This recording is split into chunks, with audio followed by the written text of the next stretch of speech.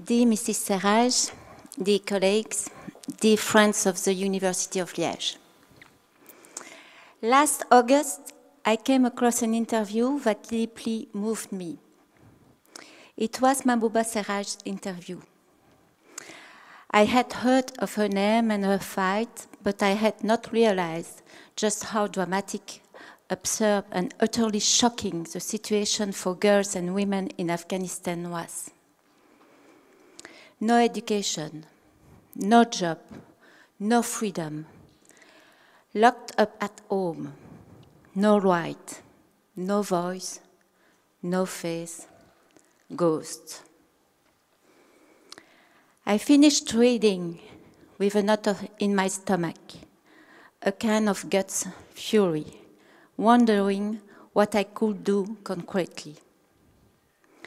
Since that interview, not only has the situation worsened for women in Afghanistan, but it has deteriorated all ways. Our world is getting worse and worse. Selfishness, greed, brute force, virilism, war violence, war crimes, cynicism, racism, supremacisme, obscurantisme, hypernationalisme, oligarchy, autocracy, and even dictatorship have once again become the core references of both national and international politics, including and especially those of the great powers. Our European values of freedom, education, inclusiveness, integrity, ethics, and democracy are under violent international and external attacks. And we, as European academics, are questioning how and even whether we can resist. In this context, the situation of Afghan women might seem like a secondary battle. Yet I do not believe that battle to be secondary. In this field, there is no secondary battle, because we cannot afford a lost cause. We must support resistance, give it a voice, illuminate the fight of courageous people, such as Mahbouba SERAJ. This is what universities can do. It is both little and much. Mahbouba SERAJ understood this well when she accepted our invitation to receive the title of Docteure Honoris Causa. We offer her a platform, and through a face and voice, we help give a face and a voice to these millions of Afghan women trapped by a delusional political and religious regime. Mahbouba SERAJ's voice is not that of a scientist. It is that of a resistant fighter. And it is beautiful into the theme of our academic year, which is focused on science, freedom, and democracies. It is the voice of an immense courage, a voice that encourages us. I mean, that gives us the courage. And let's not be mistaken, we are also going to need courage. We are not forever citizens of a free world. We hear our own Talibans rising. You know the song, Ami, entends-tu le vol noir des corbeaux sur nos plaines? Je n'ai pas besoin de traduire parce que Mahbouba can understand a little bit of French and a lot of French. Sorry to be a bit grim, but the game is getting serious. I would like to thank my colleagues, the professor from the faculties of law, political science, philosophy, literature, and social science, who have helped us prepare the visit of Mrs. SERAJ, as well as the two other guests we are welcoming this evening. Beyond this public evening, 2 events are scheduled for tomorrow, Wednesday, which will allow some of our students, researchers, and professors to deepen the discussion. It is time to honor Mrs. Mahbouba SERAJ, and before officially presenting her with the Honoris Docteure Causa from the University of Liège, I invite Professor Elsa Mescoli to introduce our distinguished guest.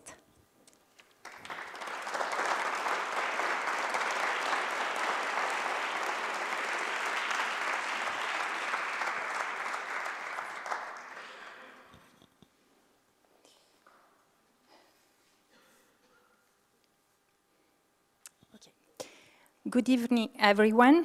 It is a great honor for me to welcome and introduce Mahbouba SERAJ as part of the ceremony in which she will receive an honorary doctorate from the University of Liège. I will begin this introduction by quoting her words. This is how she defines herself. My name is Mahbouba SERAJ. I'm an activist and women's rights defender, and I live in Afghanistan. Born, raised, and educated in Afghanistan, she was forced into exile in 1978. She left her life as a refugee in New York in 2003 and returned to her country to dedicate herself to defending women's rights, promoting children's health, and fighting corruption. After the Taliban took power in August 2021, she decided to stay on as an Afghan-American citizen. In an interview, she explains, I chose to stay in Afghanistan to witness what was happening to my country and its people and to work for a better Afghanistan, one that belongs to all of us. I felt it was not time to leave Afghanistan, to leave my sisters, to leave everyone I loved and cared about. I thought my presence would give them strength. That is why I decided to stay. I decided not to be a refugee again. Mahbouba SERAJ lives and works in Kabul. She advocates for women education and for women's participation in political discourse. Women are supported to create an alternative public space from where they can continue to advocate for their rights and amplify their voices. When she returned to Afghanistan, she started the radio program Our Beloved Afghanistan, which was broadcast throughout the country and in which the rights of women and girls were a regular topic. Throughout her activist career, Mahbouba SERAJ has promoted and participated in numerous projects in interaction with national and international bodies. She is the founder, director, and member of a number of organizations, including the Afghan Women's Skills Development Center, the Afghan Women's Network, the Organization for Research in Peace and Solidarity, the Afghan Women Coalition Against Corruption.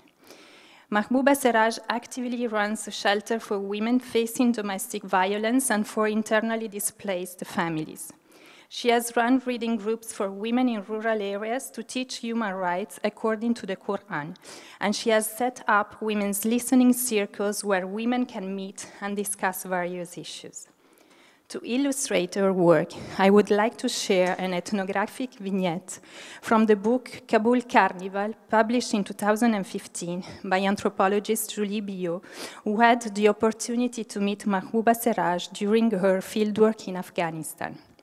She writes, calling herself Mother Afghanistan, Mahbouba, flamboyant with her gray hair, driving for days on mud trucks to visit women in villages that had never received any visit for decades. Making our way through the mountains to Panjau, a small village located in the breathtaking Dragon Valley, 11 hours drive from Bamiyan, 60-year-old Mahbouba was feeling enthusiastic. She said, these women, no one cares for them. They don't see anyone from the outside. So I know that they appreciate my visits. I know they are waiting for me to come. They don't have many opportunities to go out of their homes and discuss together. I give them this opportunity, and for me, it is also very rewarding. Mahbouba SERAJ has created safe spaces where women are encouraged to talk freely about their problems and concerns, share their stories, and nurture a sense of self-worth and dignity that encourages them to support each other and develop strategies for everyday justice. She describes Afghan women as some of the most resourceful and strong women in the world, whose resilience is unbreakable, and whose voices are shaping forms of resistances to the injustice they live with. In her words, every single woman in Afghanistan is doing something extraordinary just by staying alive, just feeding their family, and by keeping their hope up that maybe one day things will be okay for them. She continues, I'm impressed by every single Afghan woman, the ones who are inside the country and the ones who are outside the country, with their hearts broken, who are also crying day and night as their work, as everything they've built and everything we fought for is dismantled day by day.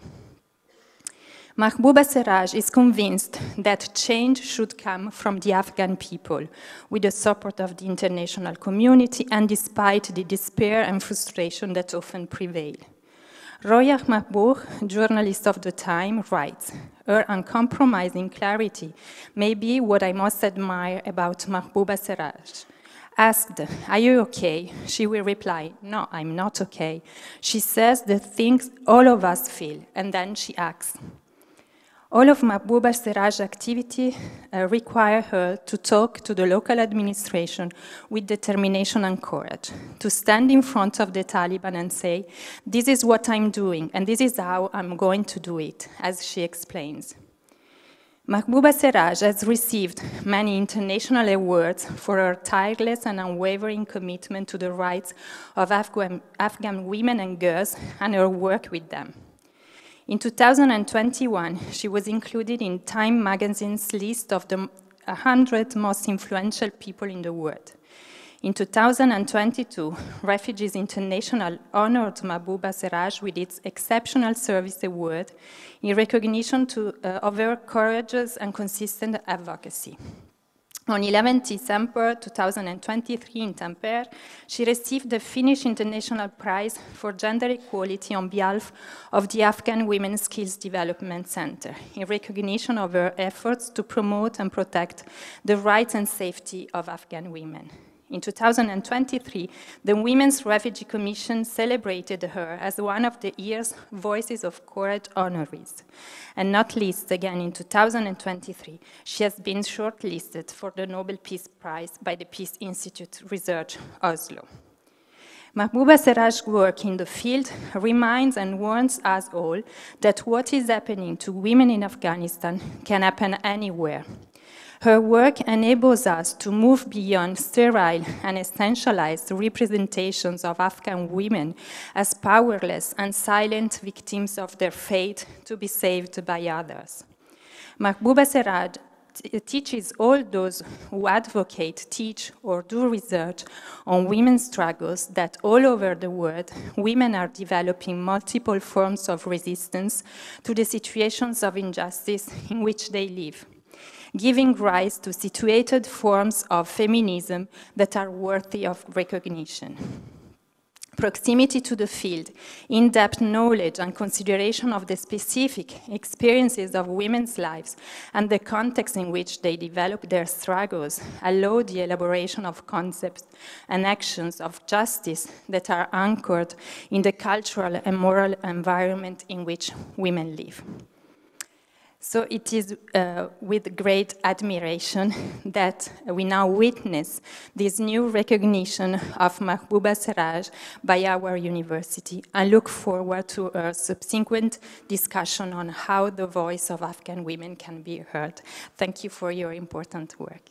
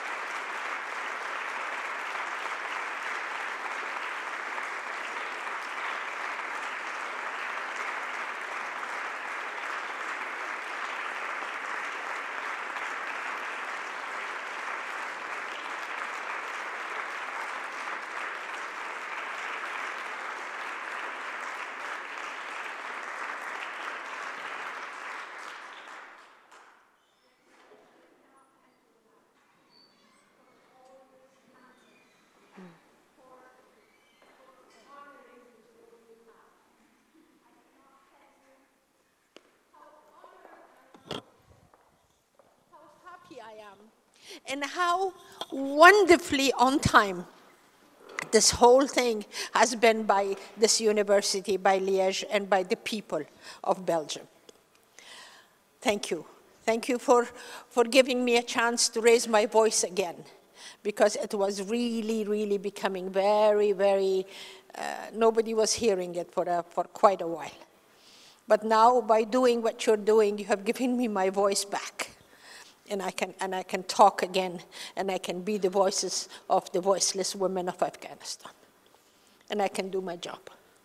And I can do what I do, and I love to do for the women of Afghanistan.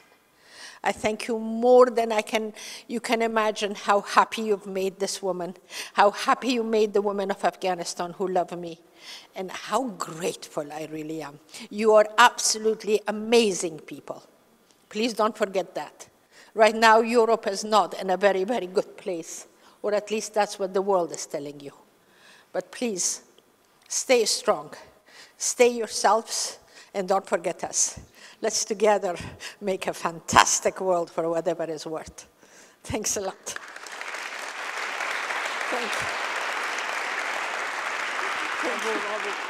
Vous pouvez vous asseoir juste derrière. Solène va vous rejoindre.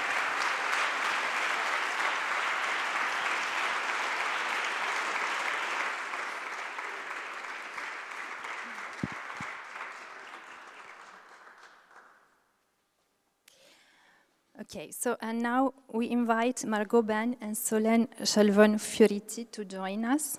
Thank you.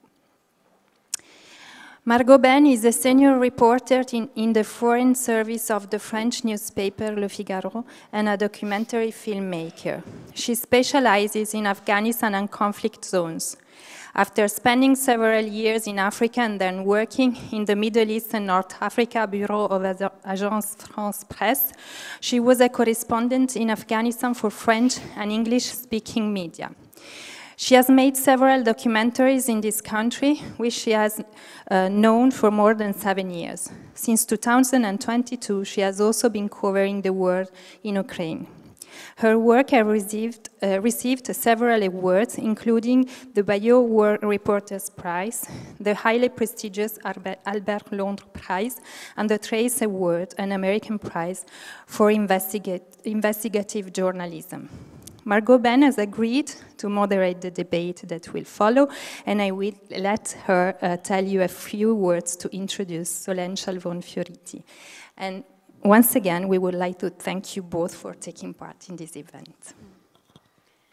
Thank you very much, and hello to you all. Thank you very much for coming here. I would like to also thank Anne-Sophie Nyssen and the entire team here at the University of Liège for inviting us and for this distinction for Mahbouba, which is extremely important. So Solène, who is here, what to say, she is an exceptional journalist who's very well known for her work, especially in Afghanistan. She has made many documentaries about the country, but she has also lived there extensively, working for the written press, for TV, and for radio, also from neighboring Pakistan. Solène is also particularly known as a reporter who's engagé, as we say in French, who's wholeheartedly engaged in her subject, and the main subject being women of Afghanistan. So she has been very, very active in, well, especially since August 2021, in helping women in Afghanistan escape the country, often through very complicated means and via Pakistan and Iran, and helping them resettle in France, where we live.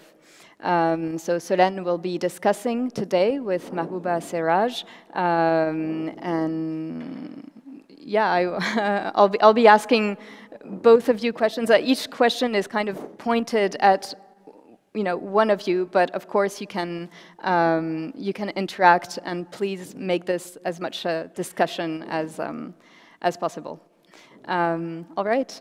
So I guess the first question for you, Mahbouba, is you started answering it just now, but you know, in which way can a recognition like this from a European university benefit your fight in Afghanistan? Thank you very much for asking me that question, and hi, Solène. It's so nice to have you with me, and also you, because we have worked together in Afghanistan. And it's been always a pleasure seeing the face of this woman anytime she came to Afghanistan, because she really brought things, you know, made things happen. So it was really nice. I loved that energy of hers. An award like this and a recognition like this, it is extremely important for the women of Afghanistan. Because as I said, you know, the situation of Afghan women is amongst one of those things that can be easily put in the back burner and be forgotten.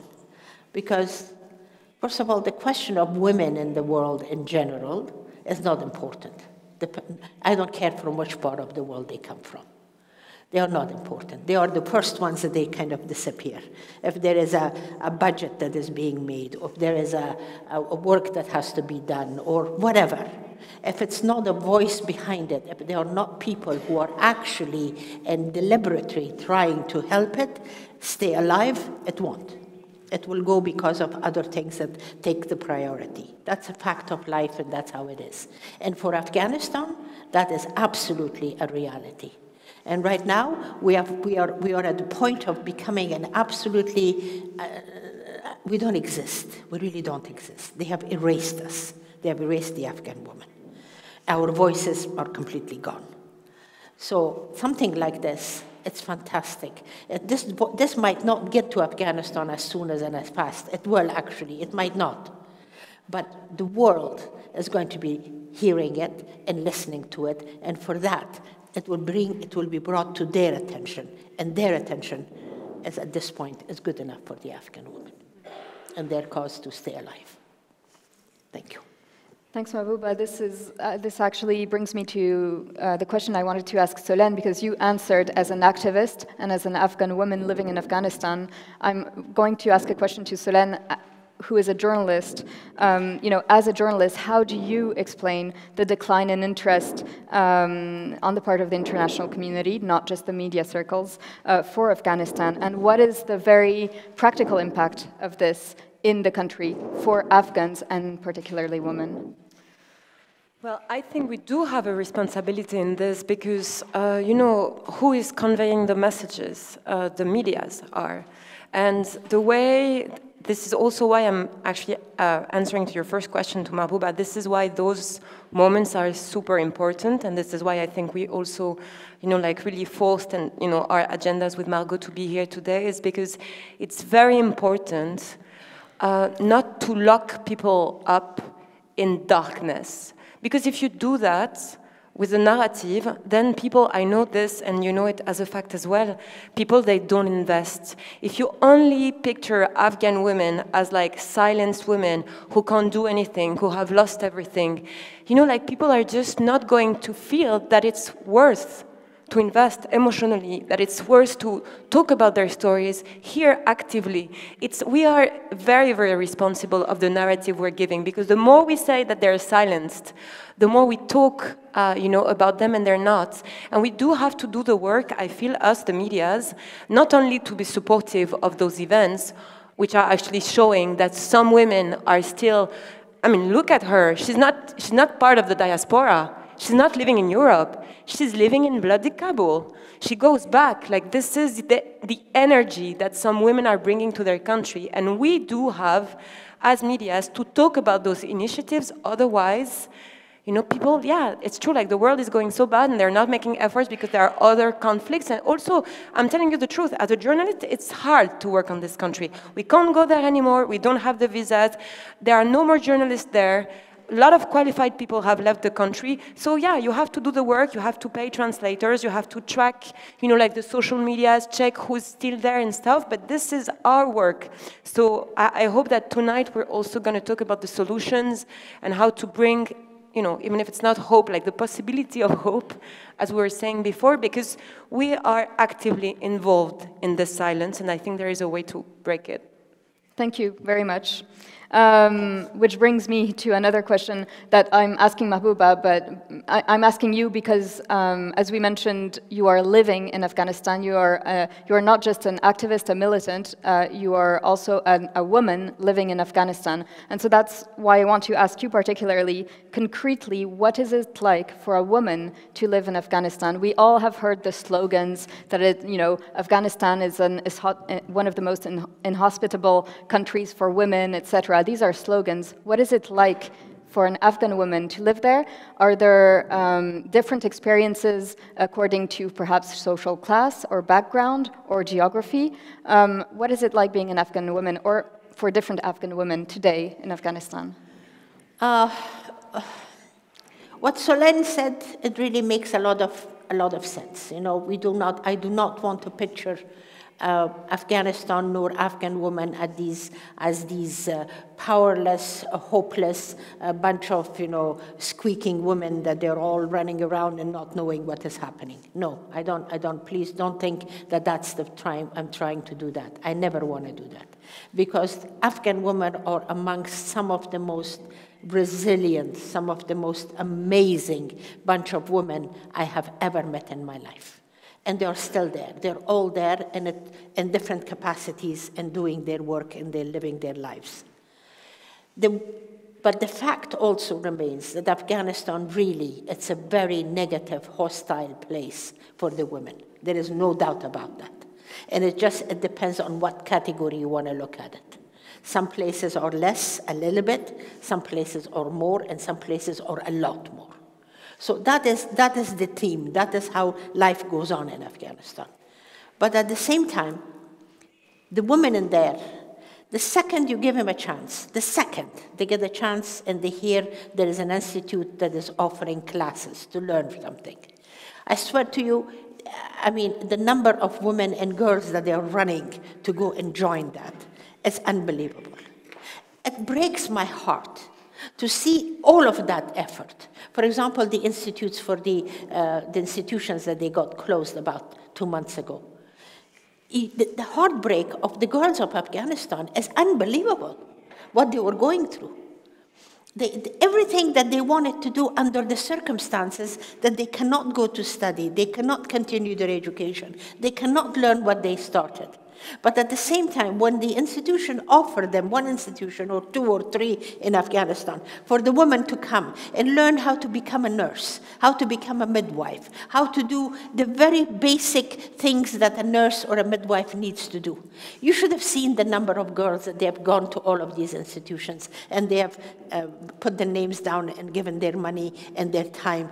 Some of them, one of the girls lives with me. You should have seen her the hour in the morning that she used to get up, because these classes were offered in Dasht-e-Barchi, and it was not close to where she is and where my house is. But she would get up every morning at 5 o'clock in order for her to be there.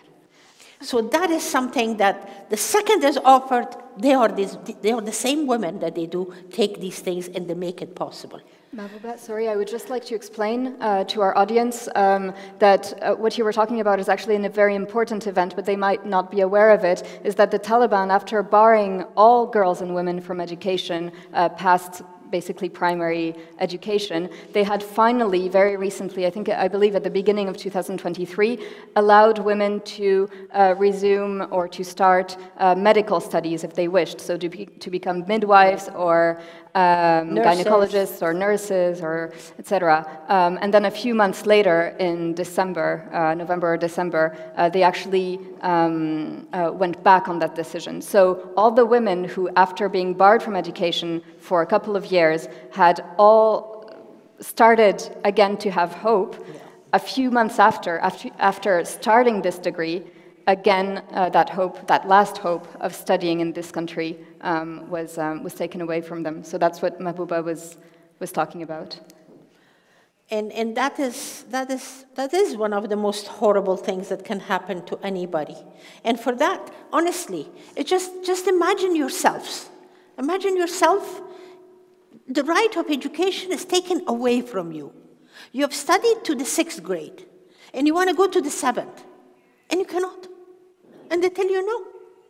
Or you have done the finished the whole high school, you finished it, and you're at the university level. And now you're getting ready to go to the university of your choice, and they tell you, no, don't, there's no university for you. Just to put yourself in the place of a woman or a young girl in Afghanistan that goes through this. It's unbelievable. It's unbelievable what happens to them. So this is what I'm trying to share with the world. Just for a second, if you can put yourself in their place and think of what they are going through, believe me, you will never forget them. You'll never forget them. Perhaps, Solène, you want to add to something, you know, to kind of help people here in Europe represent, you know, in their minds what it's like being a woman in Afghanistan. What, you know, how are they allowed to work in certain sectors, perhaps the private sector? What are they allowed to do? What are they not allowed to do? What is it like being a woman in Afghanistan today? I mean, we were there recently, you and I, Margaux, so I think we have a test, we have seen the same thing. Again, I'm trying to have hope in all my answers, otherwise I'm going to be the first one, you know, like crying tonight. But what's for sure is that even though, I mean, you have said it, like they can't do anything anymore. There is, in some parts of the country, we can still testify that there are some things being run when it's low profile, obviously, and when it's held by certain NGOs. I mean, now, unfortunately, NGOs are being very threatened as well, but in some parts of the country, like the center, like Bamiyan, some parts of Badakhshan, which is the north, depending on some cultural sensitivity, depending on the major, you know, like groups, depending on how close they are to, you know, the south, and Kandahar, which is, you know, the household of the emir. You can see somewhere, you can see sometimes some things that really shock you in a good way. Like, for example, again, it looks very petty, but, you know, we have lost so much that even small lights, they mean a lot.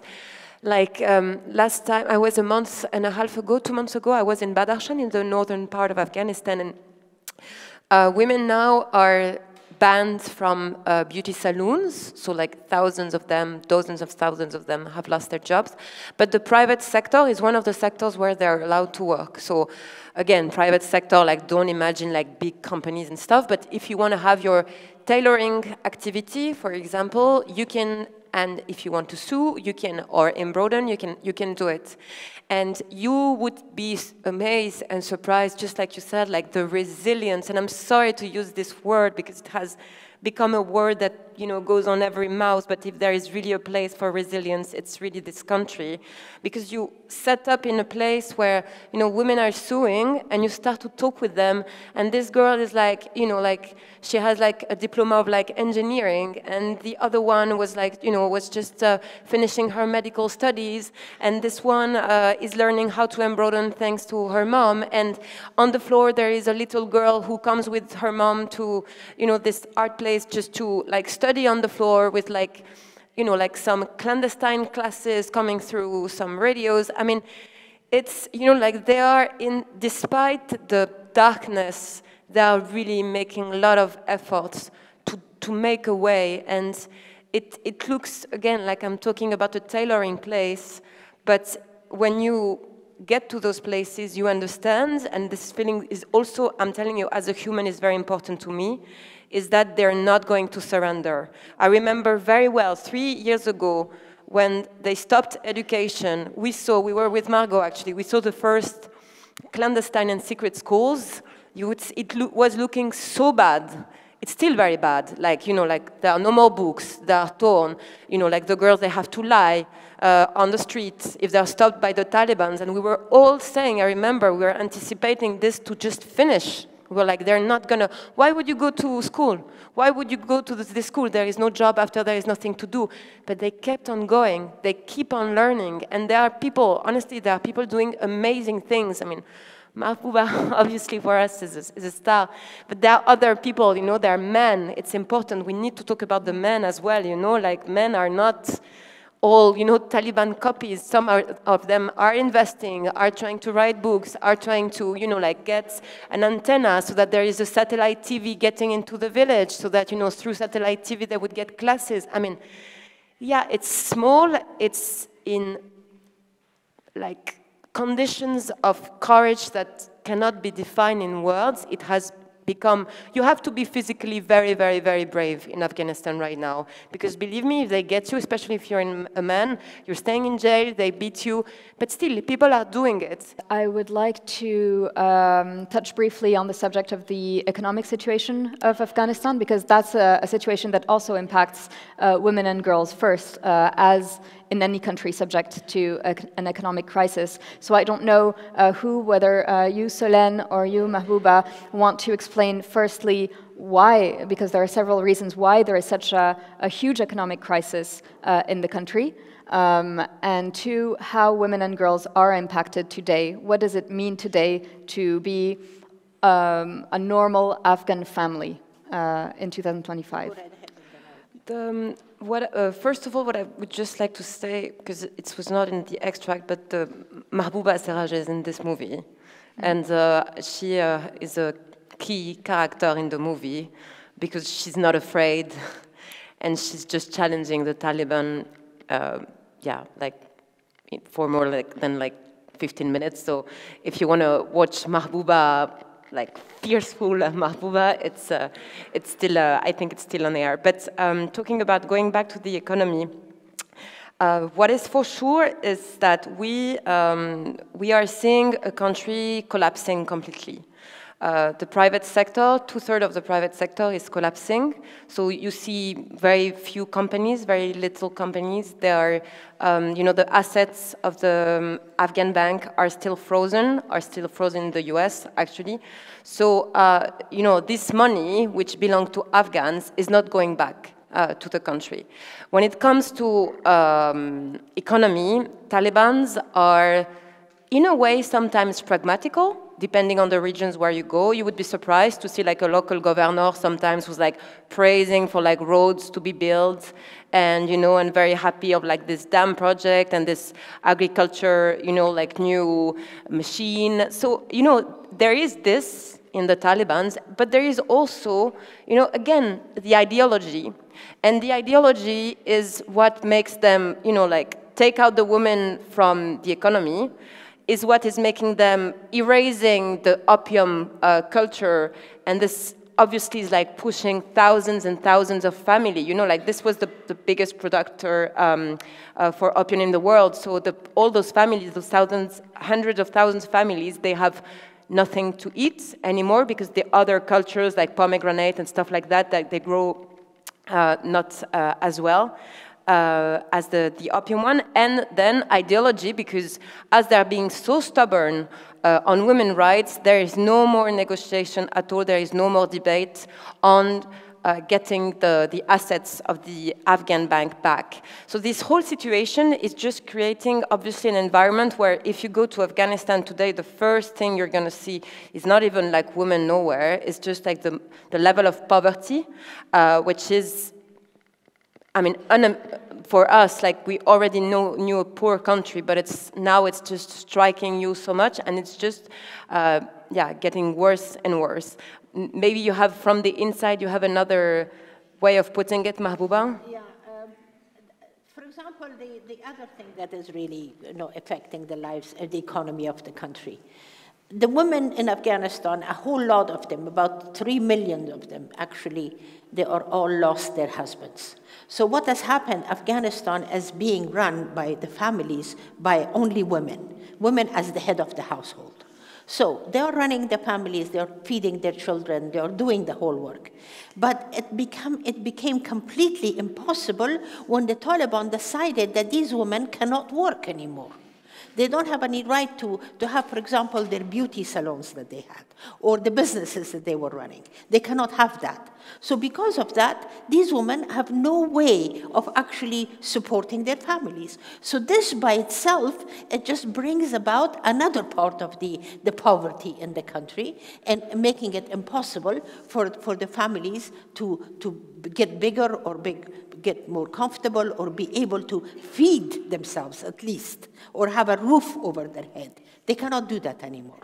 So that by itself is also, it's another sign of absolute poverty in the country. And right now, for example, if UNFPA is not giving any food to the people of Afghanistan, well, hey, there's no more wheat. There is no food. So how they're going to eat and how they're going to raise their kids and their family, I don't know. I don't understand that. So if there is no help from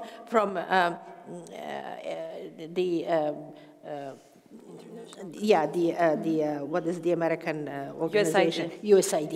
When the USAID is no longer doing their work and they're not giving money to anybody or their projects, so all of these people were the ones that they were actually benefiting from that, and they're no longer there. So these are the things that are actually affecting the country in making Afghanistan and putting it in such a bad place. The young people, young boys, not women, the young boys, they don't have any jobs. When they don't have any jobs, they're running out of the Afghanistan. And what they are doing, all of them, half of them are dying at the border of Iran, or the other half of them are getting in prison in border of Pakistan. It's unbelievable, but it's so unnecessary. This is the part I don't get. It's not necessary. It doesn't have to be like this. It could be different. Why it is not, why we cannot make it happen, I don't understand. This is what is absolutely drive me up the walls. I think it also, it can also lead you, Margaux, if I have a second. It's also important to understand that, again, this is not something happening very, very far from us and that we have no control on. We are, and maybe this is something that Mahbouba wouldn't agree on, but again, I'm not an Afghan woman, I'm a journalist, so, you know, everyone speaks in its place. We are maintaining the sanctions, the international sanctions, on the Taliban regime. If Margaux or if we want to send money tomorrow to a secret school in Afghanistan, we cannot. We cannot send money anymore because the sanctions are just have stopped everything, as the Taliban are still considered as a terrorist regime. So can you imagine how, like, there is no discussion on that. There is no debate. You know, Europe, you know, had like many moments to have this discussion with the US, like, are we sending this money back? Are we, you know, lifting the sanctions, knowing that, again, the only sector where we have hope is the private sector, because the only sector where women are allowed to work is the private sector.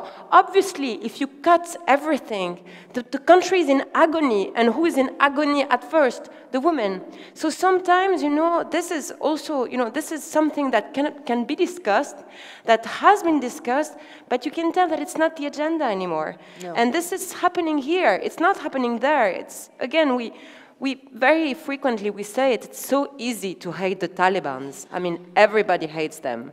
Everybody hates them. No one is, there is not a single Arabic country who would tell, you know, you that they side with them.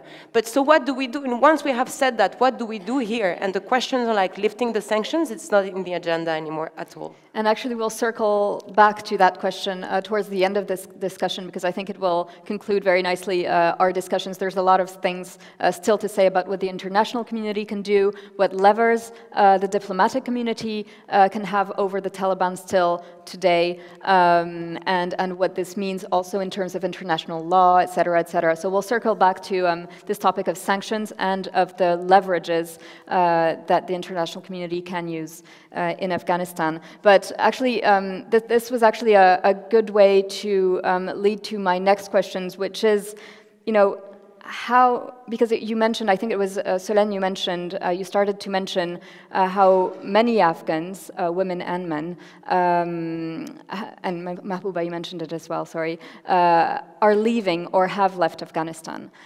Today, Afghanistan is depleted of the majority of what was yesterday its middle class. Everyone who had a little bit of money or relations, especially among foreigners, almost everybody has left.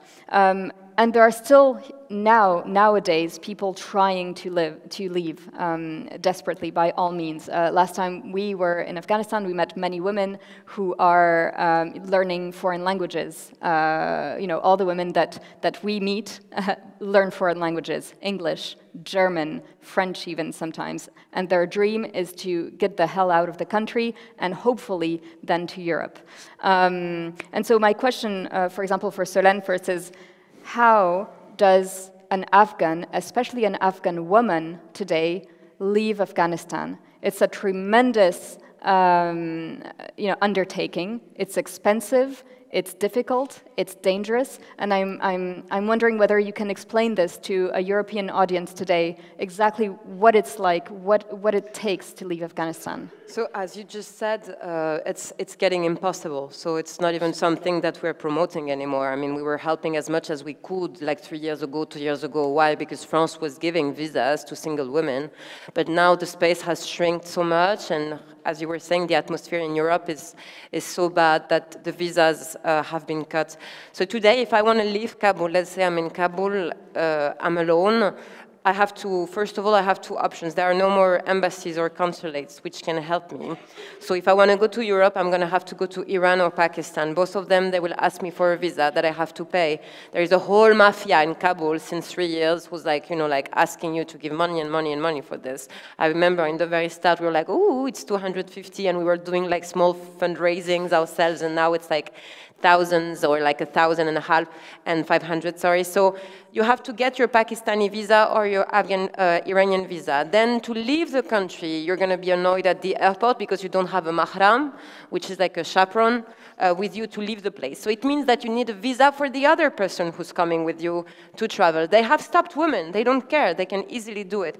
Or you can drive through the border, which is not by air, through the border. The Iranian one is super, super dangerous, and the Pakistani one, I mean, you're going to pay for a fake chaperone at the border to pretend that he's your uncle to just cross the border.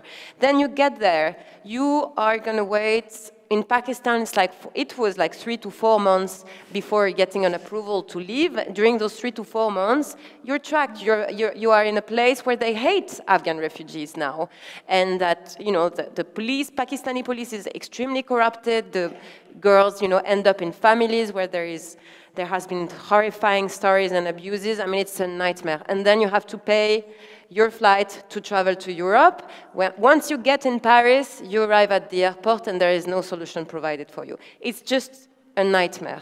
And it's something that, and in Iran, I'm not even giving you this scenario because it's even worse and longer. And this is, again, this was a way for us to make a gesture. I mean, imagine the courage of those girls. I mean, most of them are students. They just want to learn until the end. And again, it's something that we do for the future. If we help them regenerating their knowledge, if we help them, ending their diplomas, then one day, and most of them, they say that, they're super patriotic. Like Mahbouba was just telling us before we're entering the room, I have to be in Kabul for Ramadan, pour le Ramadan. And we were like, why? Because it's a community thing. Afghans are like that. It's like they're super patriotic. They're very, so when you talk to Afghan girls in France, most of the time they're like, I'll bring this back to my place. But for now, this is how it is, and we have, believe me, Margaux has also played a lot in that, several journalists, not only journalists, like Organisation, France Terre d'Asile, a lot of different NGOs. We have pushed very hard for the visas, at least for the girls, to be just a little bit smoothened so that they could just get into the universities, because then in the universities like this university, there is a huge support system. But, yeah, they have helped in the start because, it was a way to communicate for our government, and we were in the news with our reports and stories and articles, and now, after 3 years, it's being a hell to leave this country. Yeah, and one reason why European countries' help has dried out is also that, well, first, from the beginning, the embassies, the consulates were not equipped to get so many asylum requests. So they were flooded with asylum requests, and they couldn't discriminate between single women who were the most at risk, and all the other files of men, single men, families, etc., etc. And so there was no one that was basically on top of the list, apart from those who had relations among international journalists, international researchers, etc. So, and now, not only are they still not equipped in terms of HR to deal with all those requests,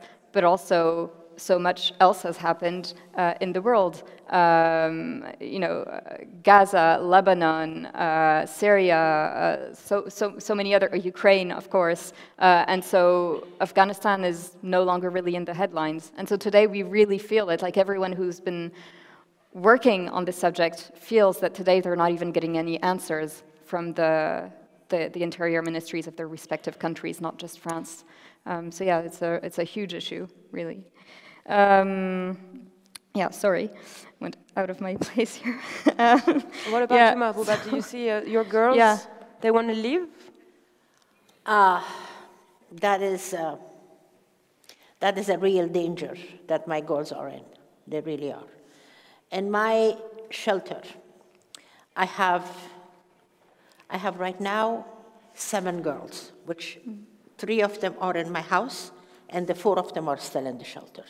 So I took 3 of them with me because I just did not want them to be facing this whole thing that, you know. But these 4 girls, that they are amongst the group that have been in the shelter for the past 10 years, they grew up in that shelter. They were little young girls when they came. And there is no way for me to send them anywhere. And every single day, and today I had a meeting at home with my secretary because she was asked to come and talk to them because of the situation of what's going on.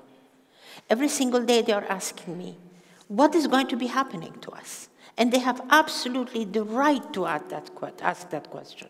For God's sake, that's their concern. And there is nothing I can do, nothing. My hands are completely tied. I have no way of getting these girls out. And for the life of me, I don't know what to do. Honest to God, I cannot tell you, ladies and gentlemen, how desperate I do get at times, really. And I'm not in the habit, nor I am not in the habit of begging and the habit of asking even. I cannot. That's not me. That's not who I am. But at the same time, that is the reality of a problem that I have in my hands, and I'm living with it every single day. And I don't know what to do. I really don't. One of my girls that I have adopted 3 of those girls, which 2 of them I could get out of the country already. One of them is sitting in Pakistan still. And she had all of her work to be going to Germany, and didn't happen. And I'm talking to some of the German friends that I have on what is happening. There's nothing they can do. There was the election in Germany, and there's a lot going on because there's this whole thing with the Afghans that they are becoming very unpopular there. And so which part of what can we share with the world that, for God's sakes, you cannot be taking, there are good people and bad people everywhere in the world. So among the Afghans is also the same thing. Some of the Afghans that have left Afghanistan are not bad people, but some of them are bad people. But it's not because Afghanistan is like that. So I don't even know what to do anymore, honestly. And it's like, well, here we are. The situation in that country, because of all of these things, I was amongst one of the people that in the beginning, you remember when you were coming and talking to me, I said, there's no way I would get out of it. I don't want anybody to get out of Afghanistan. And what I wanted those women to do and not get out of Afghanistan, it was for good reason. Because if we all stayed, if just in case, imagine, if we all stayed, can you imagine the voices of the women that could have stand by the Taliban and raised their voices would have been multiplied, my voice would have been multiplied by hundreds. That would have been so magnificent. But that did not happen. They all left because their lives were in danger. It really was. We didn't know what these Talibans were going to do. So they're gone now. And a part of them, I didn't want it in those days. In those days, when they wanted me to get the people out, I used to say no. If we all leave Afghanistan, then who's going to be living in this country, for God's sakes? We cannot leave the country in the hands of a bunch of people that wants to destroy it. At least I don't believe in that. We have to be around in order to help it. Because we cannot. We cannot do that. But now, the way the situation is, for some of these girls, I want them to leave. They need to leave. Because there is no life for them. No life in Afghanistan. So what am I supposed to say to them? I'm 77 years old. I've done all of my life. All of my young years, and everything is gone. It's beautiful, and I have a memory to live with it. How about them? What am I supposed to tell them? They have nothing. They really have nothing. And how am I going to convince the world? How am I going to convince everybody that, for God's sakes, let's put our hands together and do something, a little bit? The fact that we don't recognize Taliban, that's one bad thing. The fact that the Taliban are there, that's another bad thing. The fact that the world is in this so much trouble is another bad thing. The fact that everybody thinks Afghans are criminals, that's another thing. We are not. We are people. We are people in a lot of trouble. And a lot of trouble, believe it or not, is where the world put us. That's the truth. That's what the world did to us, for God's sakes. How did we know that? The whole thing is like too crazy. It really is. I'm right now thinking of Ukraine. Right now there are talks, the peace talks going on in Ukraine. Do you think any Europeans, you're involved in those peace talks? No, I'm sorry, you're not. European Union, no, you're not. Nobody is. But that thing is going on. They're talking with the Russians about Ukraine. The head of the guy in Ukraine, he was not invited. The last thing I heard, they didn't ask him about this country, and they were going to have the meetings. And I know what they're going to decide. You'll be amazed what that decision will be. And the whole credit is going to go to the hands of somebody, and we're all sitting there and looking at the whole thing. And the time when they were going to do that with Zelensky, I swear to you, all of us Afghans, we wanted to write a letter to Zelensky and say, Zelensky, watch it. Don't do what you're trying to do. This is not going to take you to the good place. We know. Come and ask the Afghans. We know. We gave our hope in the hands of a bunch of people that look at what they did to us. And I swear we wanted to tell them that. But we couldn't. These are the things that is happening in the world. So what are we going to do? Are we all going to sit and just look at it and say, well, it is happening. Or we are going to do something about it. Help me, please. Now that I have gotten this is amazing what you have given me. Help me. If I do, I might ask you to do me a favor for 4 of my girls. Get them out of my country. And then I will never ask you to get anybody out. I swear to you, I never will. But I might, for those 4, I might ask you to help me. That's one personal thing I'll do. I don't have any children. They are my kids. But at the same time, I'm staying in Afghanistan, and I want to stay in that country, live in that country, and make things possible for Afghanistan. How long I'm going to be doing that? That's also another story, because I'm getting old. And the longevity, I always say, is not something that runs in my family. It's really not. So this is all borrowed time I'm living on. You know, after 70, that's exactly what it is. I'm very lucky to be alive, and I love my life, but I'm going to be 77 years old. This is all a gift. This time is my gift. And God has given it to me, and I should use it. I should use it and make sure that it's used for the right and good reason and for the right purpose. Otherwise, there is no point. And also, I'm so grateful to get this thing at this age. It's unbelievable. I cannot tell you that. This is that's the best part of it all, truly. Truly. Because that means that still I have hope in my life. And I do. If I can just add something about, because she says it in English, when Mahbouba says, you probably noticed that she finishes all her sentences by, so we need to do something about it.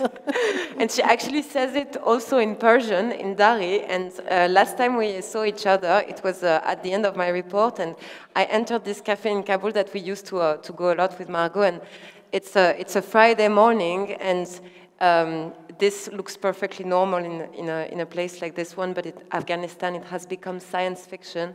I see a group of people, men and women together.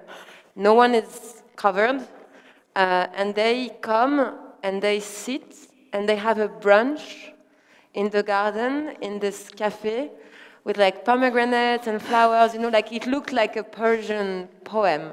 And I hear the voice of Mahbouba, and she was part of those people, and I hear her saying, "What are we going to do about this?"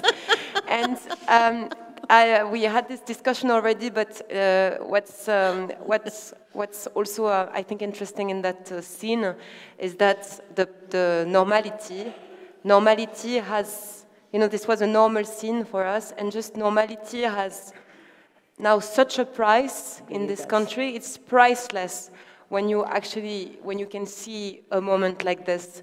And I feel that we see that in our works, and Margaux is also a lot working in conflict zones, and you were in Syria recently. Like, it's hard to explain to people how hope is a weapon.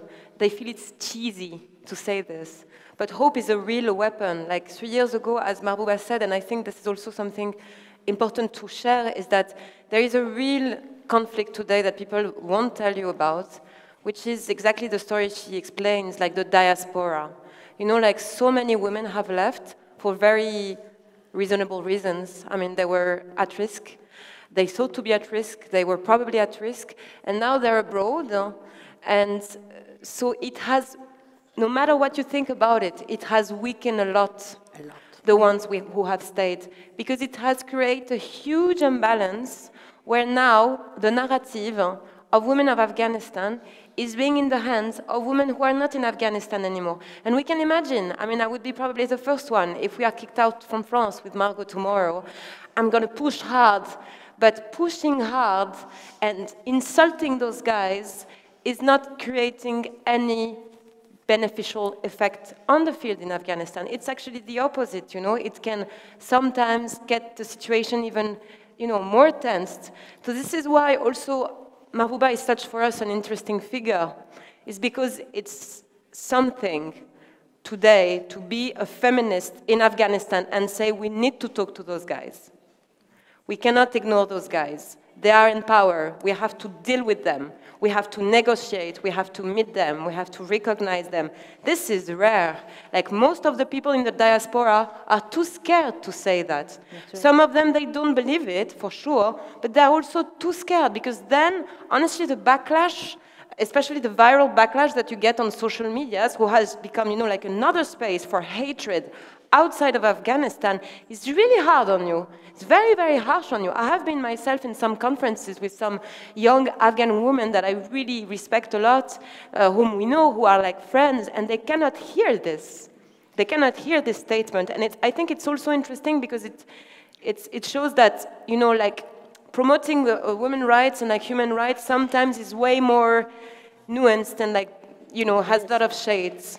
This is perfect. Thank you to both of you, because it brings me to my next questions. This is all very fluid. I was precisely going to want to talk about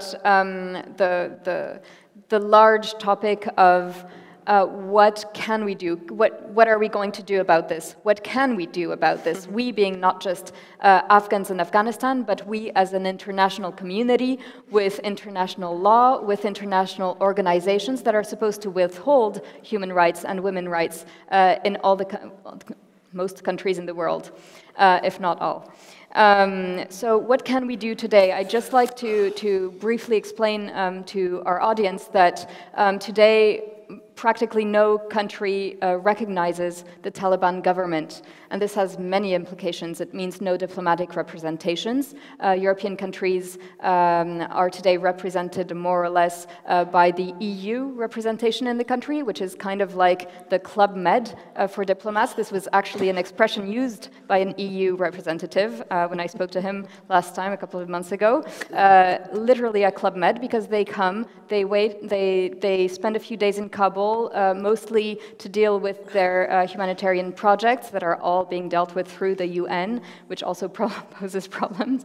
And they speak to some Taliban figures, but of course the Taliban figures in Kabul do not necessarily represent the Taliban figures in Kandahar that are closest to the emir of the Taliban. So there's many issues on there, and it just seems that today, almost 3 years after the Taliban takeover of the country, the international community is a joke in the country. It's not present. It doesn't have many leverages. International diplomats speak to Taliban that don't represent all the Taliban movement, and they often speak to them not even in Kabul, but in Doha. There are still sanctions, as we were discussing today, and many projects like development projects other than humanitarian projects have been stopped. And so this has many implications for the people of Afghanistan. What can we do about this in practice? Mahbouba, for example, we were talking about the topic of gender apartheid and how maybe we can include this into international law to put pressure on the Taliban. Do you have any ideas on how we can help? Well, the one thing I want to tell you, one of the other things that I've done, believe it or not, in my life, it was in the beginning when Taliban arrived. One day, I received a phone call from the ex-ambassador of Belgium that used to be in Afghanistan. I used to know him, and I've forgotten his name. I mean, forgive me, because my memory is no longer what it used to be. I've forgotten his name. He was the Belgian ambassador at the time of the presidency, at the time of the republic in Afghanistan. And then when they all were all gone, this time he came to Afghanistan, and he gave me a call, and he said, Mahbouba, do you want to come? I would like to see you. And I went like, I was so happy, and I said, oh my God, what are you doing here? He said, Mahbouba, believe it or not, I've come because I think we should be in Afghanistan. I said, you're fantastic. You should definitely be in Afghanistan. I keep on asking the embassies in all over, the ones that they have their embassies, they had them in Kabul and closed the doors and they went to Doha.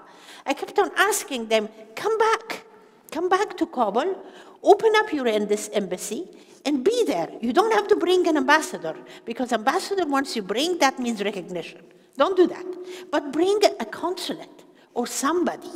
But have your eyes and ears and your feet in this country. That's the only way you will know exactly what is going on. Because we can reach you, we can talk to you, you can talk to each other, and you know what is happening. Please do that. Those days, I started talking to the people here in Brussels.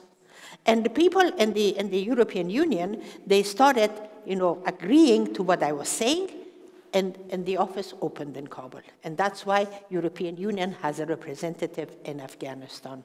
And right now, the doors of European Union has been opened for a lot of people that then when they do come and they want to do their holiday, whatever it's called, in Afghanistan, they go to that building, but they still come and they show their faces, and everybody's like, ha, ha, ha, we are very happy. I know that. And then in that group, there was one lady, Rafaela was her name. Rafaela was the one that actually was keeping the doors open, the hearts open, the people on their feet, and keeping the European Union alive. That woman by herself was doing all of that. She was my hero. She really was. A woman I loved so, so dearly. And I'm so sorry she's gone. So unfortunately, she died. And now we don't even have her. So these are the things that can be done. These are the things that, the opportunities that was in the hands of Europeans in 2022 when the Norwegian conference was going on. I promise you, that was really, really a very sad situation for the world especially Europe, because they lost so much, such a big, huge opportunity to really play. And I kept on saying, for God's sakes, don't think about the rest of the world. Leave the United States to do whatever they want. Let's do something as Europeans. Do it.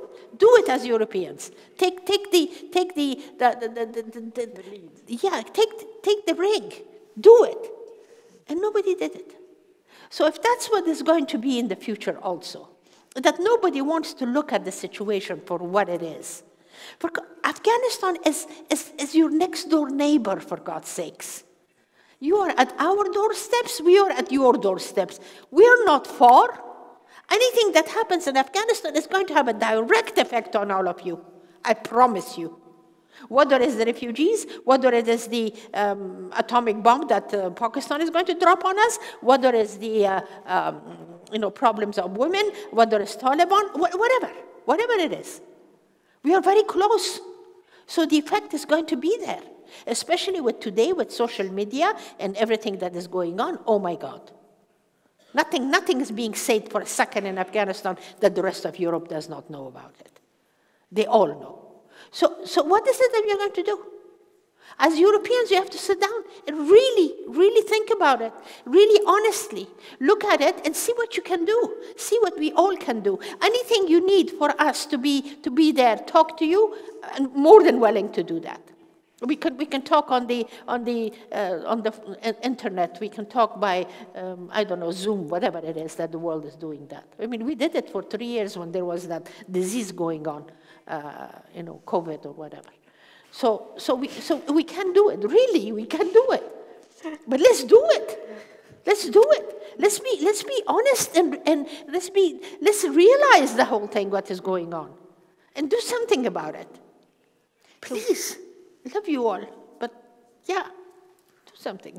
One really interesting thing that you said just prior to this discussion, as we were preparing, is you mentioned that, so the UN, just to tell everyone, the UN has officially said that what's happening in Afghanistan is a gender apartheid.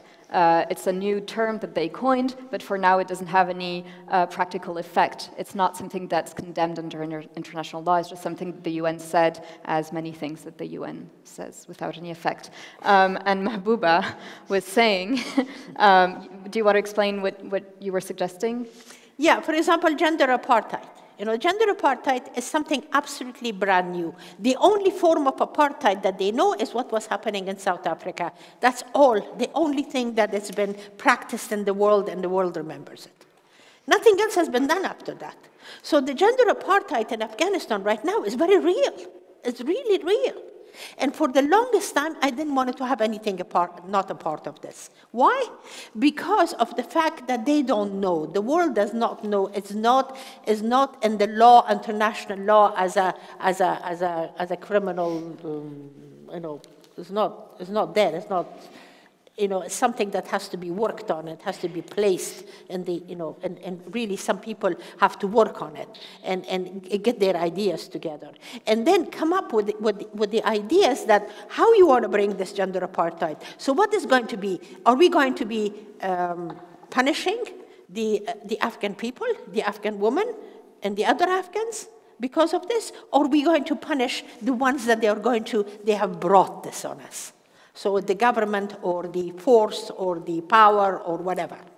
We have to be able to punish them, not the people.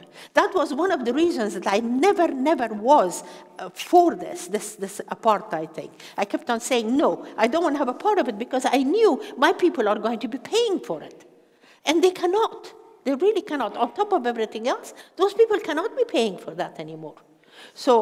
But if we do it thinking properly, if we do it with our heads, where it's supposed to be, and really putting our heads together and come up with a plan, this can be done beautifully. And it should be done. Because something like this is going to get repeated. You will see. In places of the world that you don't even think that they're going to be, gender apartheid is going to be something that has to be worked on. So Liège, as a university, you can start doing that. You can start doing that, really. See what happens. Yeah, Mahbouba was addressing Professor Deprez, who's a professor of international and humanitarian law, so actually it will be very interesting to have your take on that at the end of this discussion. But first I'd like to open the floor to some questions that you may have. Again, we have been speaking in English this whole time because Mahbouba is more comfortable in English, but she also understands French, and both Solène and I also speak French, so feel free to speak French if you prefer, and then we can also translate for Mahbouba and she can answer in English. Si vous voulez poser vos questions en français, il n'y a absolument aucun problème. Déjà, Mahbouba comprend le français, elle le parle, c'est juste qu'elle est plus confortable en anglais, et puis de toute façon, les questions pourront lui être traduites en anglais. Veillez aussi à bien parler dans les micros pour faciliter le travail des traductrices, ou des traducteurs, pardon, qui sont dans le box juste là et qui font un très bon travail. Please be careful to speak really close to the microphone so that the translators can translate your question correctly. Yep. Sorry, it's coming. Here. There are 3 people with mics who will be roaming around and giving them out. So thank you for you to come here and share with us your story, and also the story of all the Afghan women. I had a question. It's more personally about you, because as I can notice, and we can all notice, that you have traveled and to make sure that Afghan women voices are heard. I wanted to know, how did you do to travel all around the world to make those things happen? Was it a fight maybe you've done, or I don't know? Was it difficult for you? Because now, as you said, you're 77 years old, something like that. Mm-hmm. And I can hear that all the women in Afghanistan can't really travel or just move in other country. How was it possible for you to move in all those countries to make all those voices, all those women voices heard? Thank you very much. That's a very good question. I want to tell you one of the reasons why it is what I can do, why I can do what I can do. The reason why I can do what I can do, it has a lot to do with who I am. Who I am, not only who I am as a woman in Afghanistan, but who I am in the history of that country. In the history of that Afghanistan, I play a huge role. My family actually played a huge role. And because of that, I happen to be very well respected and liked a lot in Afghanistan by a lot of people. Not by everybody, absolutely not, but by a lot of people. They really respect us, and they really love us in that sense.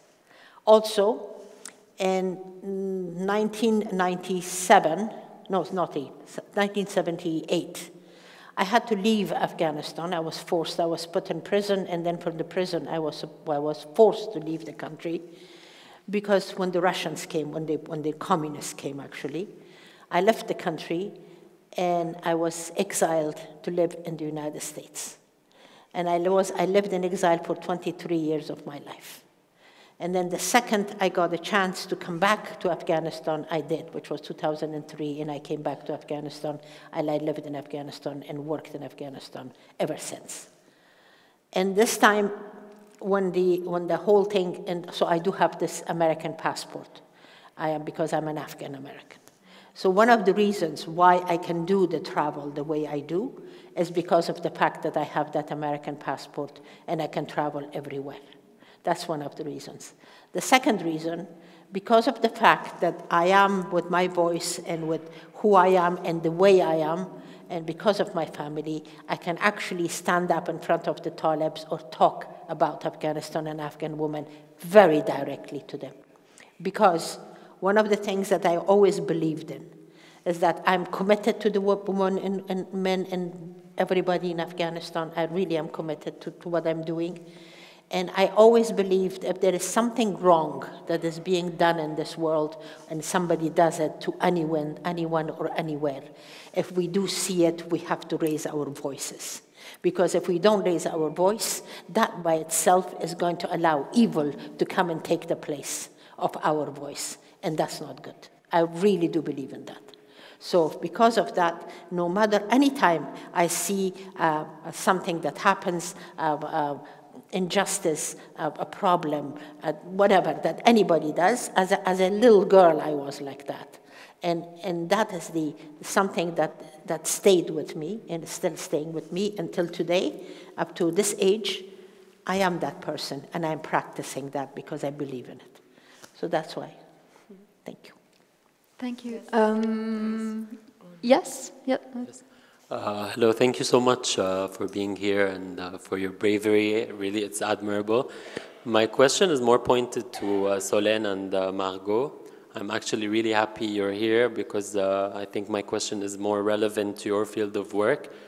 I wanted to ask about, it's already a shame that Afghan women don't get much media representation in Europe. And what's worse is that when Afghan women are talked about in media, especially in French media, it's always to justify Islamophobia in France. And so, for example, they always say, oh, the Muslim women in Europe, they're fighting to put on their hijab, well, meanwhile the women in Afghanistan are fighting to take it off. And so what can we do to prevent the voice of Afghani women and the cause of the Afghani women from being jeopardized by the far-right movement in Europe, and not it just being used as a tool to justify Islamophobia, but actually be talked about to resolve the issue? Thank you. Margaux, do you want to answer first?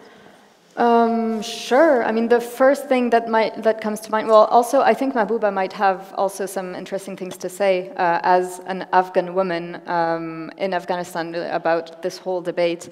I think the first thing that comes to mind is that France and Afghanistan are just simply two extremely different societies, and there is absolutely no ground, no basis to compare both. I think that the fight of Afghan women is not just about hijab. It's misrepresenting the fight, the scope of the fight of Afghan women to just diminish it to a fight to not wear the hijab. Firstly, all Afghan women, or practically all Afghan women, wear hijabs. So they just don't want to wear niqab, all of them, or burqa. And suddenly what they want is freedom, what they want is education, what they want is rights. It's economic freedom, also to be able to feed their families, and to be represented by a government that also represents them as people and as citizens. Simply, it has nothing to do with hijabs.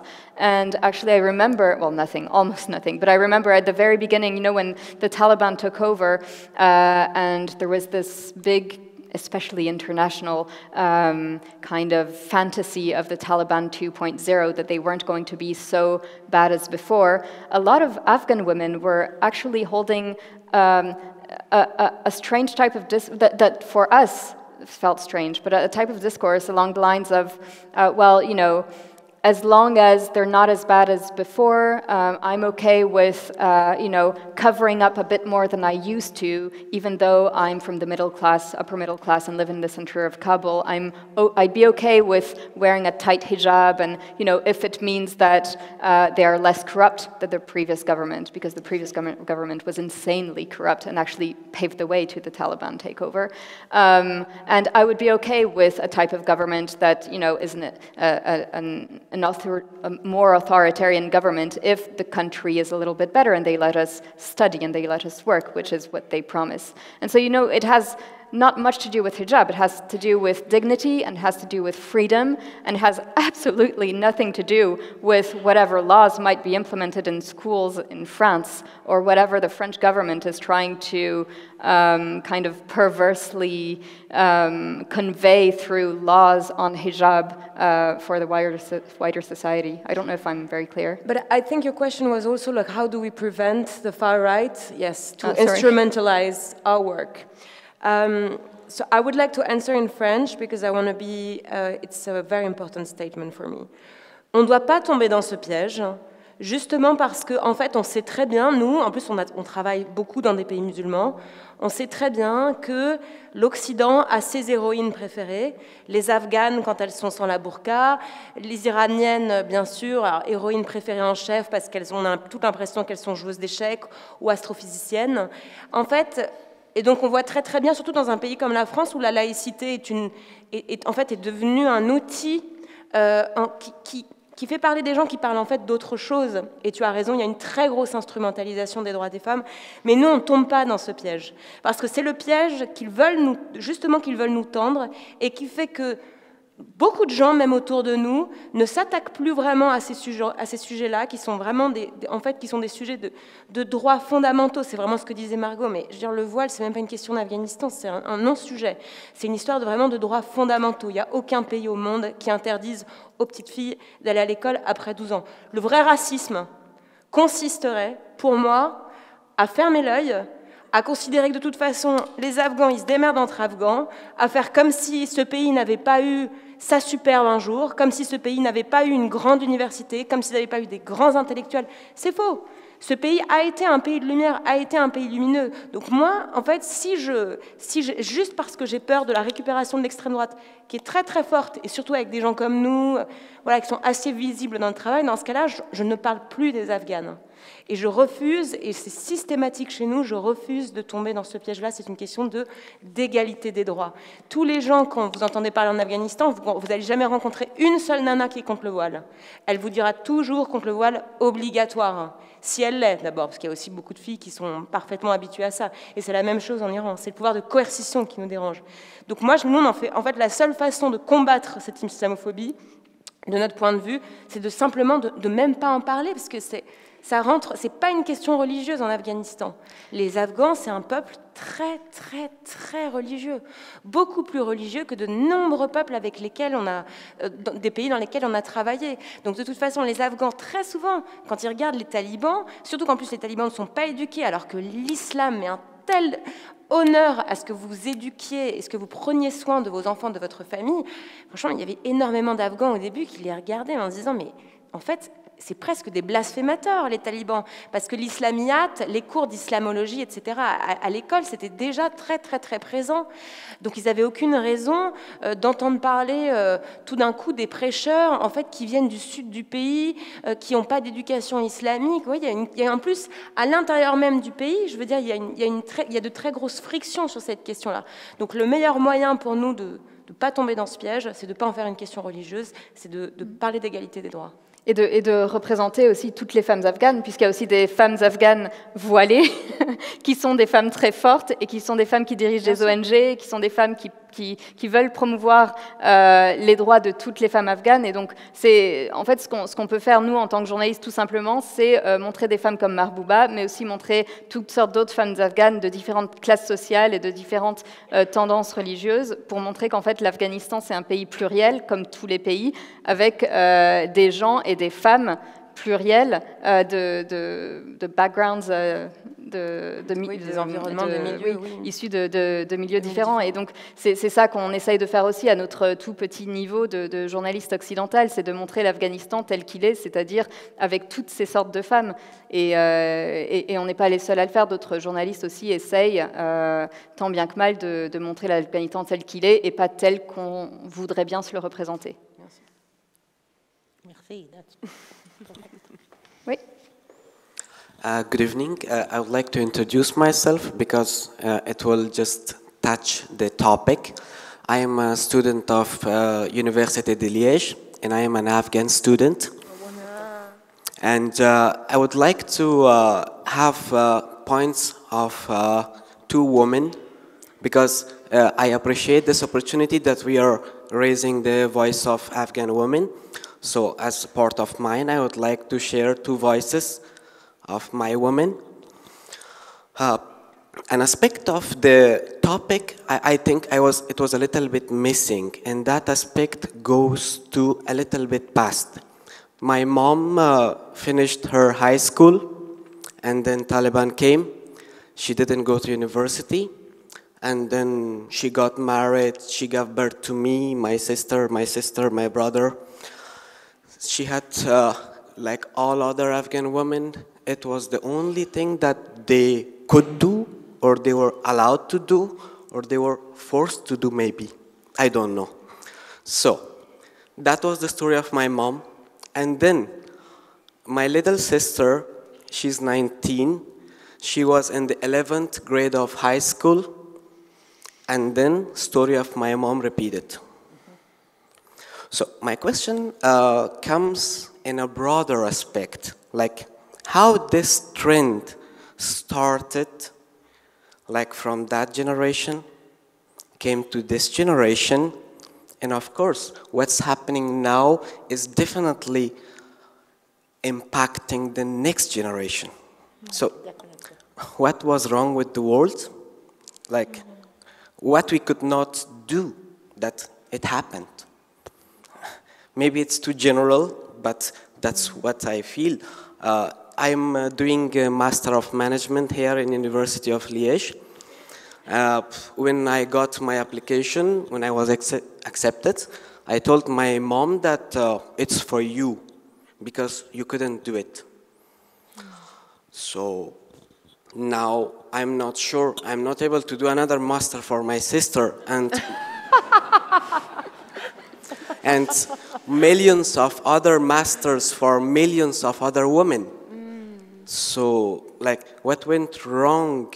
Like, the trend is coming longer. I'm happy that I have Ms. SERAJ that's having the deep knowledge of the history, and also Solène and Margaux that they are from international involved into Afghanistan. Like, how the trend is not like today's trend. Well, such a large question for I'm sorry. No, for us. Does anyone wants to start, or?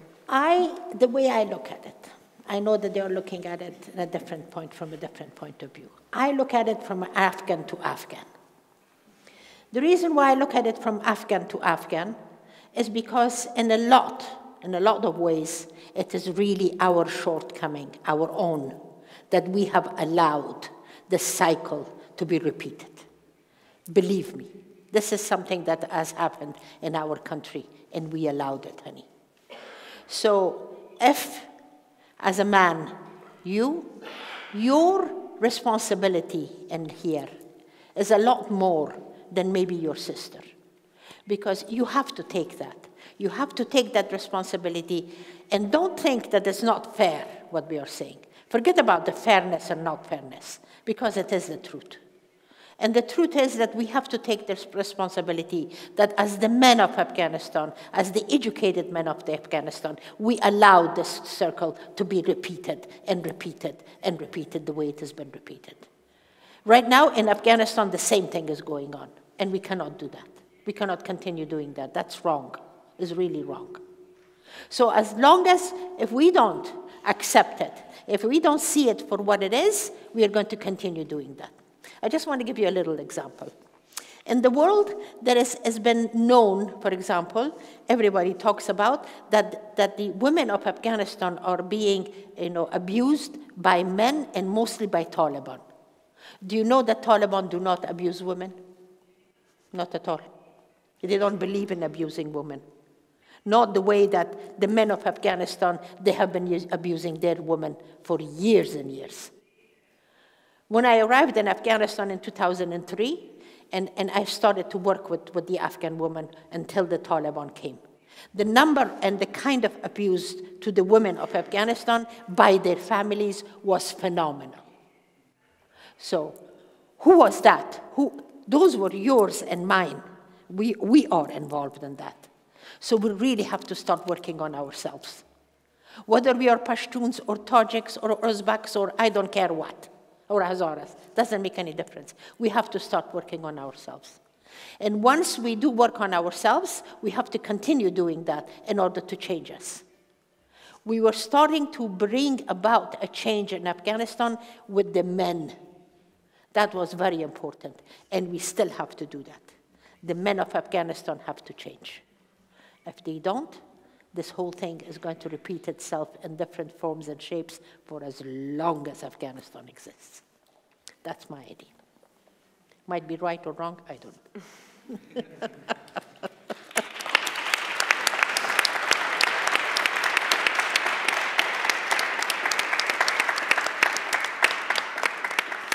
I'm sorry, we went on for quite some time, and I can take one or two other questions, but then I'll need to leave the floor to Professor Deprez. Perhaps this side of the room, because I've been quite partial to this side. I think the... Oh, sorry, you were first? Okay.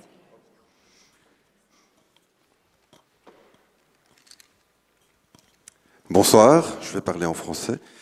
Alors, au regard de ce qui s'est passé récemment en Syrie avec le régime de Bachar al-Assad, peut-on espérer que une partie du peuple afghan se soulève et fasse pareil, renverser les talibans, pas pour forcément remettre quelque chose de pire ou d'égal, mais de plus démocratique?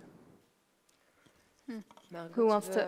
Oof, I get all the easy questions, of course. No, I'm laughing. No, actually, it's interesting because I actually just came back from Syria, and so it's a question that people were asking me, and honestly, it's hard to answer because so the situation in Afghanistan right now is a situation where the country is on its knees, the people are on their knees, and they.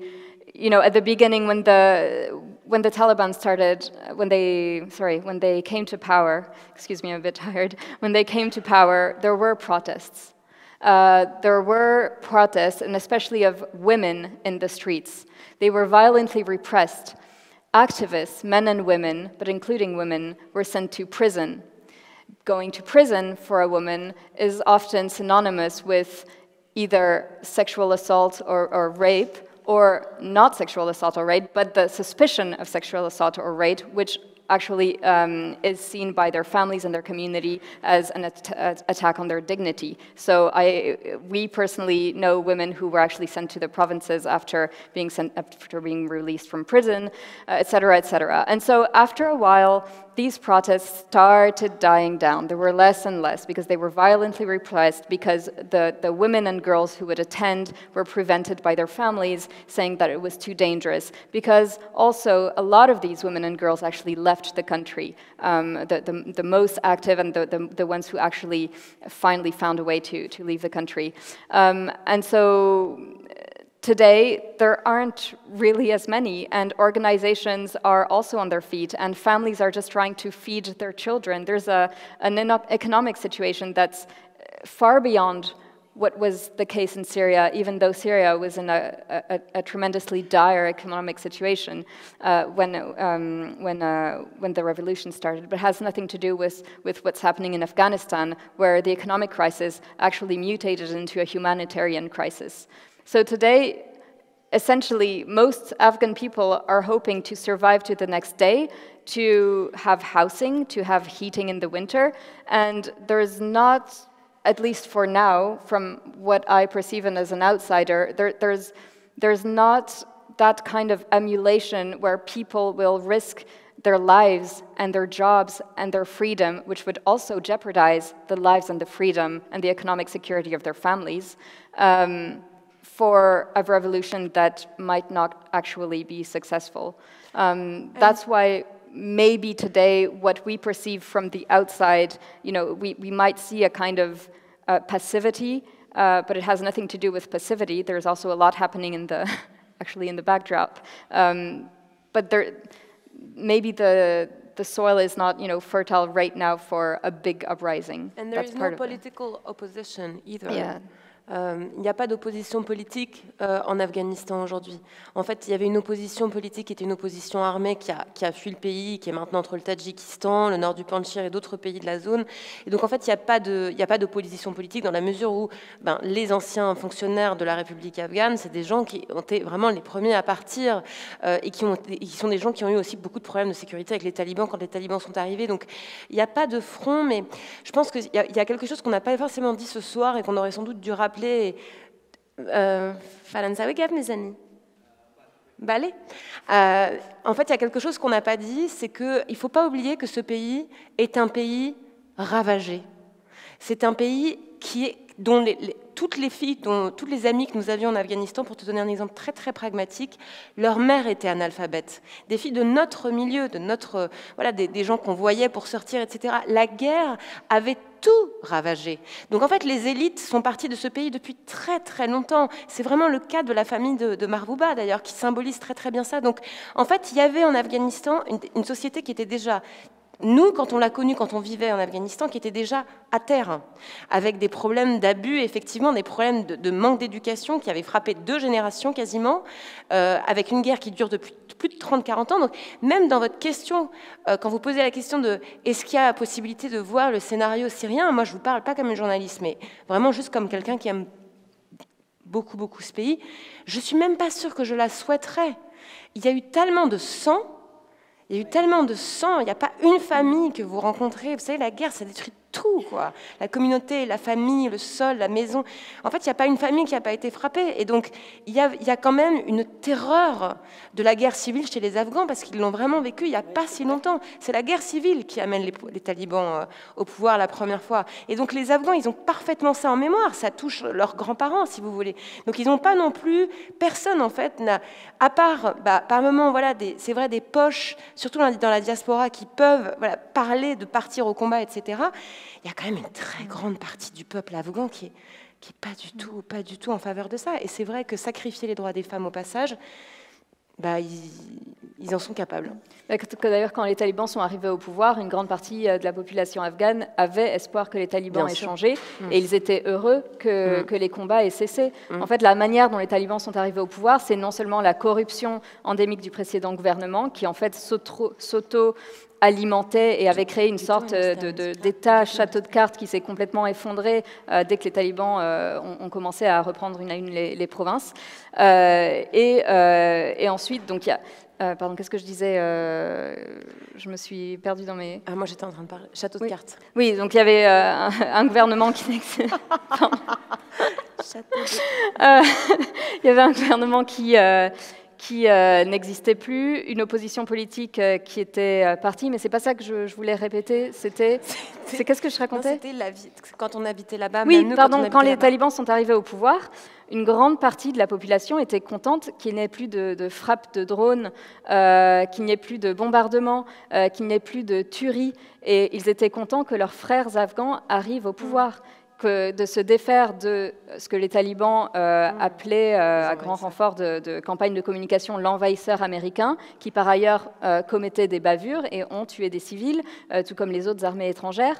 Ils étaient heureux que l'armée afghane, qui était complètement exsangue, mais aussi pas vraiment professionnalisée et a également commis des bavures, arrête aussi de ravager les campagnes, et ils étaient heureux qu'au moins il y ait une sorte de vainqueur à cette guerre, et ils avaient espoir que voilà, même si un gouvernement autoritaire arrivait au pouvoir, même si c'était un gouvernement taliban, eh bien, ils aient changé. Et puis, finalement, le plus important, c'était la paix. Mais c'est quelque chose qui revenait vraiment beaucoup dans les villes, dans les campagnes, et surtout dans les campagnes, ce qui est quand même l'essentiel de la population afghane, où simplement, en fait, ils étaient contents que le cycle de violence cesse, quoi. Alors aujourd'hui, le discours a un petit peu changé, mais comme on l'a dit précédemment, le discours le plus audible, c'est le discours de la diaspora. Et donc oui, il y a un discours aujourd'hui qui dit, parfois qui émerge pour dire il faut se soulever, etc. Mais il y a qui pour se soulever? Il y a des familles qui cherchent simplement à se nourrir. Il y a des familles qui ne peuvent plus se chauffer, et des gamins qui sont essentiellement aujourd'hui des gamins des rues. Il y a des gens, même des petits garçons qui n'apprennent plus rien à l'école, c'est-à-dire que les filles ne vont plus à l'école, mais les garçons n'apprennent plus rien, puisque la plupart des professeurs sont partis, et que ceux qui restent doivent implémenter le programme taliban. Il n'y a plus rien aujourd'hui. Et donc, qui pour se soulever si l'essentiel de la société civile, des gens éduqués, de la classe moyenne est parti, qu'il n'y a aucune opposition politique, qu'il n'y a aucun leader étant identifié, déjà, qui pour se soulever et qui pour remplacer le gouvernement taliban? Il n'y a personne aujourd'hui. Donc, sincèrement, les gens préfèrent ne pas verser davantage de sang pour, en plus, une issue complètement incertaine, sans chef déterminé. Voilà. Peut-être une question, et après, il faudra conclure. Ouais, peut-être qu'on arrête.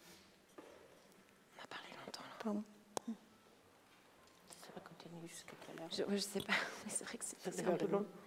Non, ça va. I'll make it quick. So just thank you very much for being here, and I assume repeating over and over again something that is not heard enough for sure, but thank you very much. So I had the question for Solène and Margaux. How does that work for you to be in Afghanistan? Like, how concretely do you manage to work and live and like travel to a cafe? Because I assume authorities are aware of your arrival on the territory.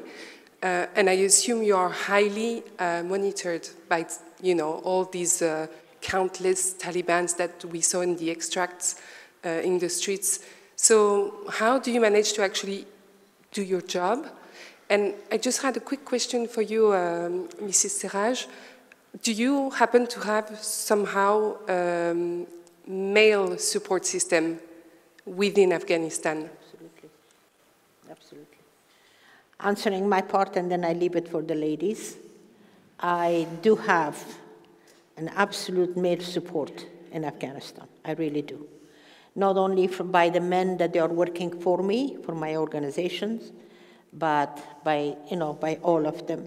They are wonderful. And I do understand, believe me, I know where they're coming from.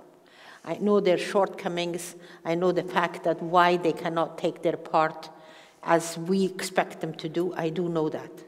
And all of the Afghan women, they do know that about their men. We love our own men, we really do. We love Afghan men.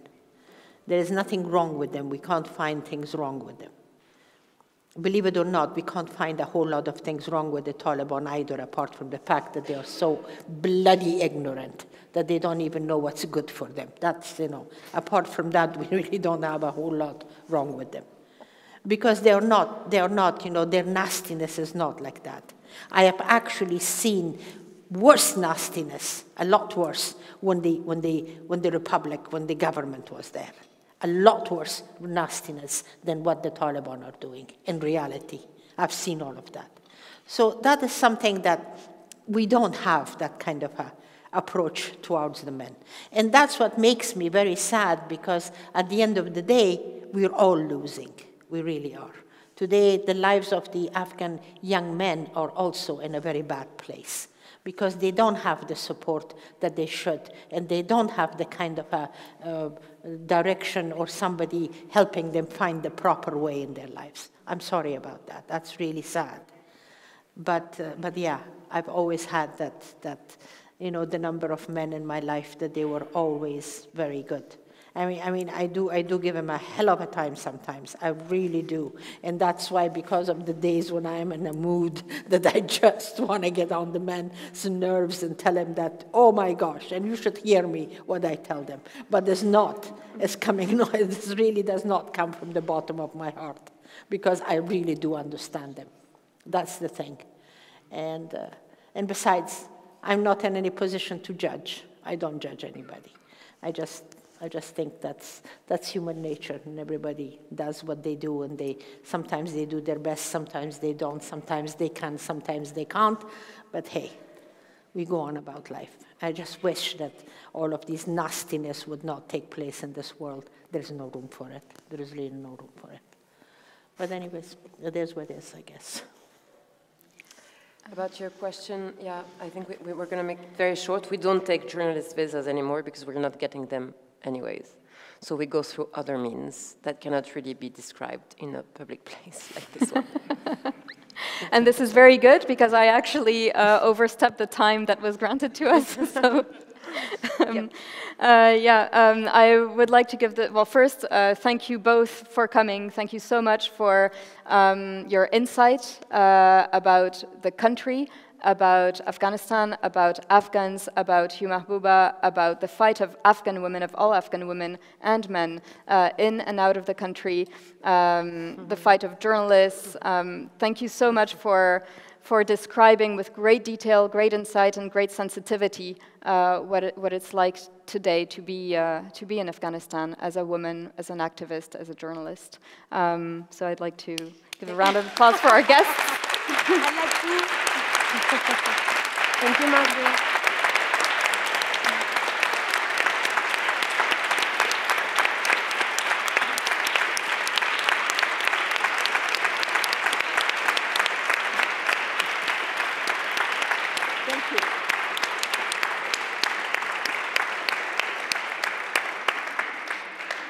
And now, what I should have done at 20 past is invite Professor Deprez, who's Professor of International and Humanitarian Law here at the University of Liège, to give his own insight and to conclude this discussion. Thank you very much.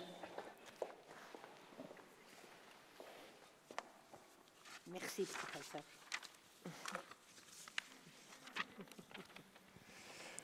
Good evening, dear Mahbouba SERAJ, dear panelists, ladies and gentlemen. So indeed I've been asked to say just a few words to wrap up this fantastic event. Now it's both a great honor to do that, but also a very difficult task. This has been a very moving evening with a lot of extremely moving discussions and debates and testimonies, personal testimonies, images as well. And I believe that everyone in the audience here might need a bit of time just to go through all of that, to process all of the information. So it was a lot to take, and I mean that in a very good way. But also, of course, I'm here in a very privileged position, as the majority of us in this room are, which certainly calls for a lot of modesty, and especially after hearing such fearless feminine voices tonight.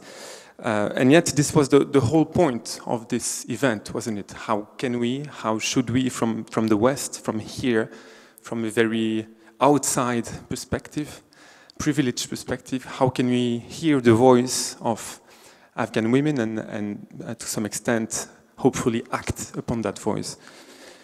So this is no easy question, for sure. The discussion tonight opened a series of interesting avenues, closed a few doors as well, and that's good to know as well. From my humble perspective as an academic working on international law, well, there are, and this is nothing too original as such, there are three main perspectives perhaps to be distinguished at this point. The role of the international community as a whole, which was quite at the center of the discussion tonight, the mission of universities, because this is a university quite obviously, and then our mission, our position, each and every one of us in this room as individual citizens. Now, let's take the international community first. To be sure, the oppression of Afghan women by the Taliban is an outrageous breach of international law, that's for sure. Afghan women, to some extent, have become even some sort of dramatic, iconic example of everything that international law and everything that international courts should stand against.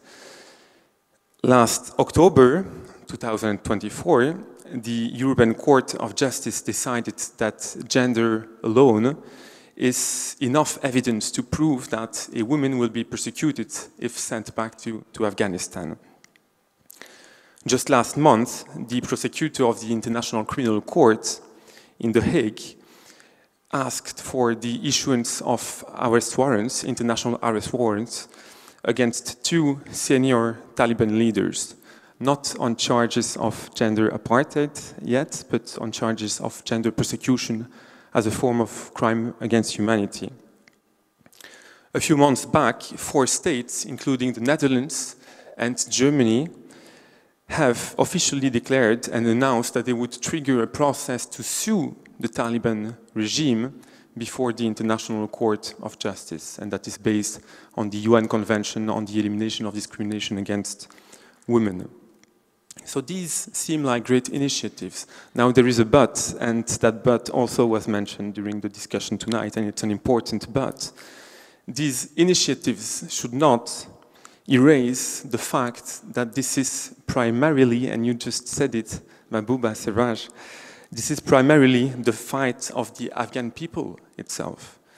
too often in history, and this was mentioned as such as well, the rights of Afghan women have been used in history as a cover to justify foreign interference in Afghan politics.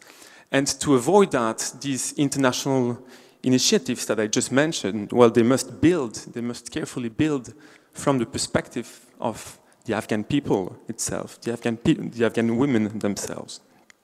And if they do, if that is the case, then these efforts will be taken for what I candidly perhaps believe they are, and that is initiatives that are not meant to replace the struggle of the Afghan people, but meant to support that struggle. So that's for the international community. Now, how about universities? Well, as academics, we do face another legitimacy gap, another legitimacy issue. There are very strong discussions to what extent a university may or may not be involved in, let's say, international politics or international policies. Many institutions, and indeed many colleagues, perhaps even in this room, would have very different views on that difficult debate. But at the very least, it must be remembered that our mission is to research. Our mission is to debate. Our mission is to teach, to educate. And that is also on the most difficult of issues. Objectivity, neutrality are certainly key scientific values, but they should not isolate universities from the outside world.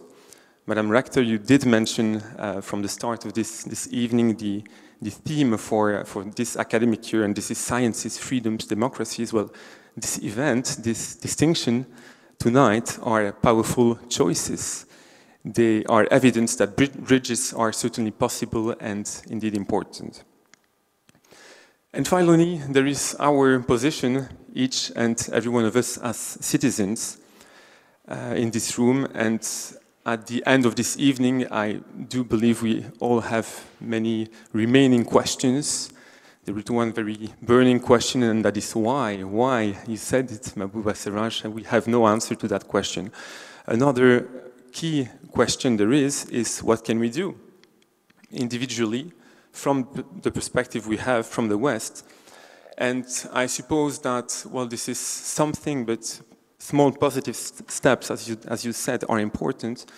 To some extent, being here in this room and listening to the voice of Afghan women through Mahbouba SERAJ is already something.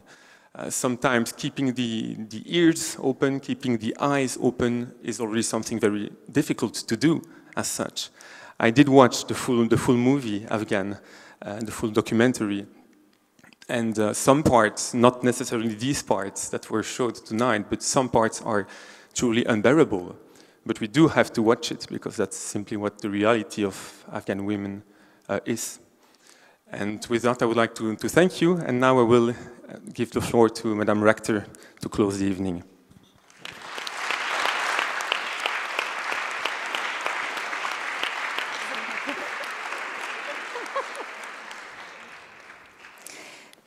Juste un mot, merci d'être, je terminerai en français.